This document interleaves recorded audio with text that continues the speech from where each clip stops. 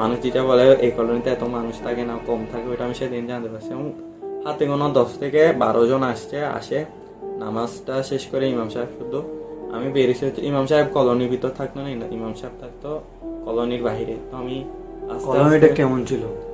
কলোনিটা প্রায় অ্যাবেন্ডেড, বাসাগুলো শুধু দুই তালা ছিল। বেশি বিল্ডিং অনেক ছিল, বাসা অনেক ছিল না কম?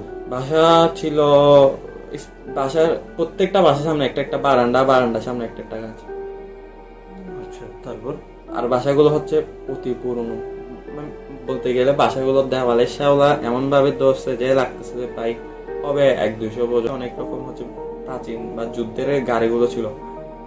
যেহেতু এটা একটা কলোন টাইপের এলাকা, আবার আমরা সবসময় ওখানে বিভিন্ন জায়গায় যে সার্চিং করতাম বা কিউরিওসিটি থাকতো, ওই গাড়ি থেকে আমরা বিভিন্ন জিনিস পাইছিলাম মুক্তিযোদ্ধাদের, যেমন বিভিন্ন বুলেট, তারপরে বিভিন্ন সানগ্লাস, তারপর এসব এসব আমরা গাড়িটা টুকটাক করে গাড়িগুলো কাজ টাজ ভেঙে এখানে ঢুকে এগুলো জিনিসগুলো নিতাম।